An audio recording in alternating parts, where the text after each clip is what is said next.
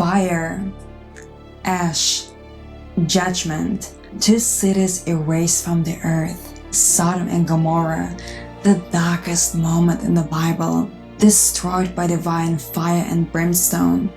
But what really happened there? Why did God intervene personally? And why does their story still speak to us today? Sodom and Gomorrah, 2 cities wiped off the face of the earth for their wickedness and depravity. For centuries, people saw Sodom and Gomorrah only as symbols of immorality in the Bible.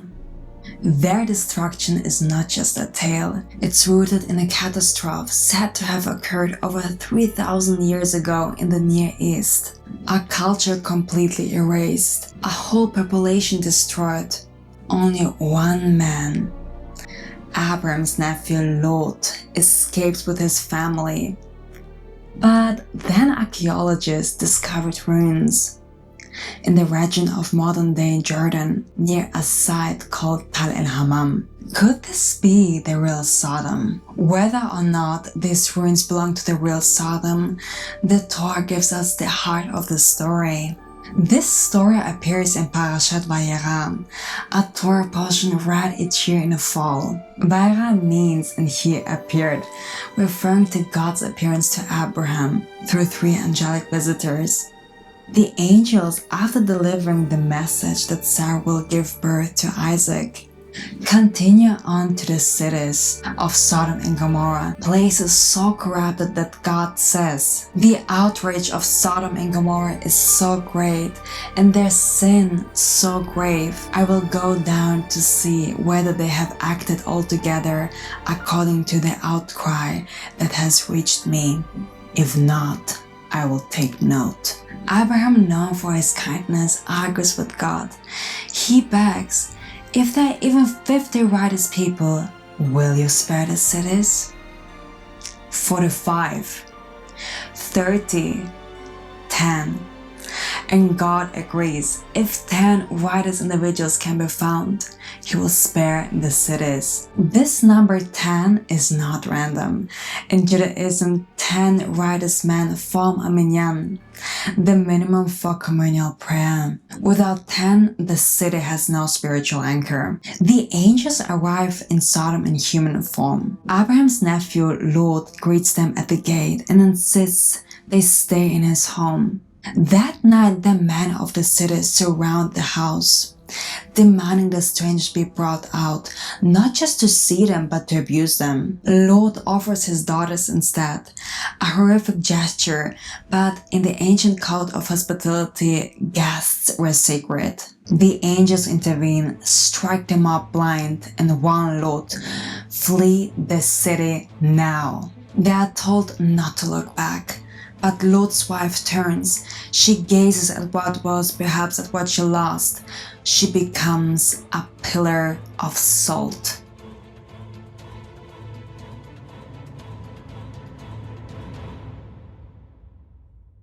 In the language of Kabbalah, this is more than punishment. It is symbolism.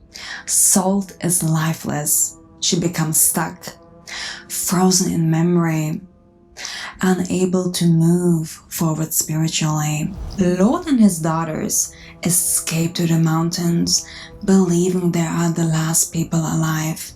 His daughters intoxicate him and conceive children with their father, the birth of Moab and Ammon. So what does it all mean Kabbalistically? In the Zohar and the teachings of Rav Ashlag, Sodom is not just a place. It is a spiritual state. It is the condition of total separation, the mindset that says what's mine is mine, what's yours, it's yours. It sounds weird, but it's the opposite of connection, of love, of unity. It is the refusal to take responsibility for one another. Kabbalah teaches that the Torah is not a history book. It's the map of the soul. The destruction of Sodom represents the collapse of egoistic desire that has reached its limit. When our desires no longer connect us but isolate us, it devours itself. When our desires no longer connect us but isolate us, That part of the soul must be burned away. Lot's wife turns back because her inner attachment to that state was still alive. She had not yet let go of the ego's illusion. Salt in Kabbalah represents the mineral level desire. Static, unmoving. She freezes. Her process of spiritual evolution stops there. In Kabbalah, the journey is always about correcting the will to receive so that it can give. This is what it means to love your neighbor as yourself. Every Torah portion is a stage in this transformation. Sodom and Gomorrah shows us when that balance fails. When desire becomes so separate, it devours itself. But even in destruction, the path forward continues. Lot escapes. Life goes on. Even from incense and darkness, light eventually emerges. Moab becomes the ancestor of Ruth, and Ruth the great-grandmother of King David. So what do we learn? We live in a time that mirrors Sodom. Individualism, disconnection, entitlement. Everyone with their own truth and with their own little kingdom. What's mine is mine. But nature and soul say otherwise. We are all deeply connected.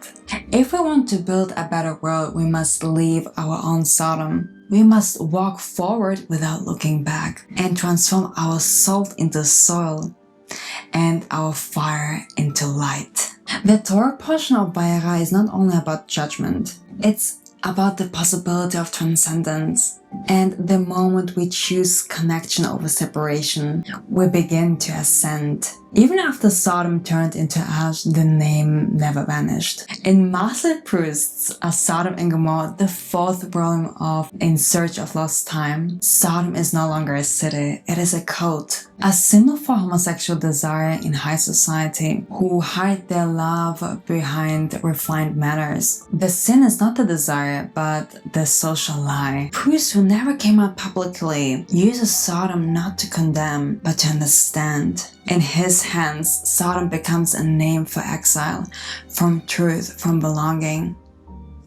Years later, the Austrian famous writer Ingeborg Bachmann wrote also a book called in German Ein Schritt nach Gomorrha, a step toward Gomorrah. So the name never vanished. Sodom and Gomorrah never turned to ash. But their story is not about destruction. Sodom and Gomorrah were reduced to ash. But their story is not about destruction. It's about choice. The choice to look back or to move forward. To live in fear or in truth. To stay hidden or to connect. Because in the end, Sodom is not just a place, it's the moment. And what we do with it writes the end of the story.